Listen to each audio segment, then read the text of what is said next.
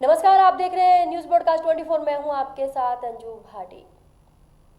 एक व्यक्ति जब बीमार पड़ता है तो सबसे पहले उसे डॉक्टर पर भरोसा होता है, उसके बाद दवाइयों पर भरोसा होता है।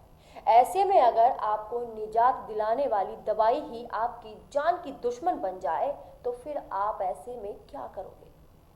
सबसे पहले तो आपका दिमाग काम करना बंद कर देगा कि ऐसे में अब करे तो क्या करें। परिवार वालों पर बीतेगी सो अलग बात रही। आपके घर में भी कई बार ऐसा होता है कि जब बीमार होते हैं तो डॉक्टर जो सिरप लिख देते हैं, जो कि जरूरी भी बन जाती है बच्चों को देनी या बड़ों को देनी, लेकिन जब दवाई ही आपके लिए जहर का काम करे तो ऐसे में आप कहाँ जाओगे? पहले तो डॉक्टर से भरोसा उठ जाएगा, दूसरा आप दवाई लेने में भी कतराने लगेंगे। अब आपको ये भी बता देते हैं कि हम ऐसा क्यों कह रहे हैं, क्योंकि बिना दावे के कोई बात हम नहीं करते।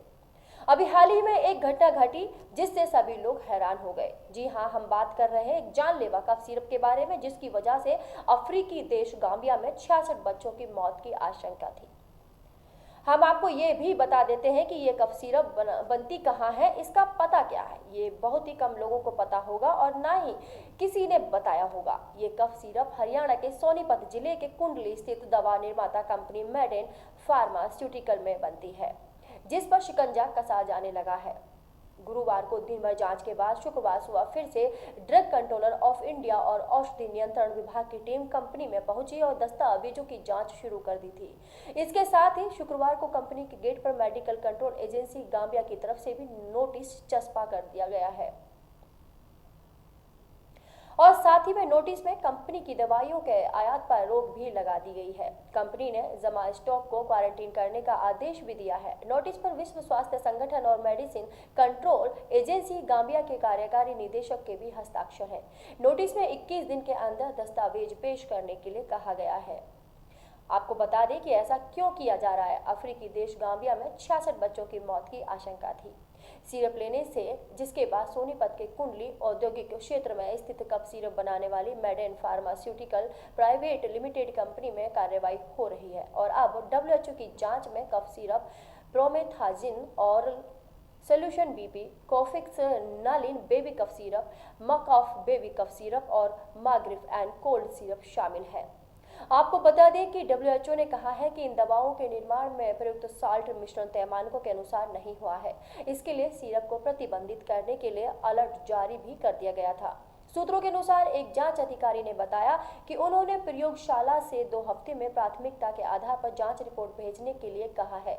इसके साथ ही रात तक टीमें जांच करती रहीं और इसके बाद दूसरे दिन राज्य औषधि नियंत्रक टीम के साथ फैक्ट्री पहुंचे और जांच शुरू कर दी थी।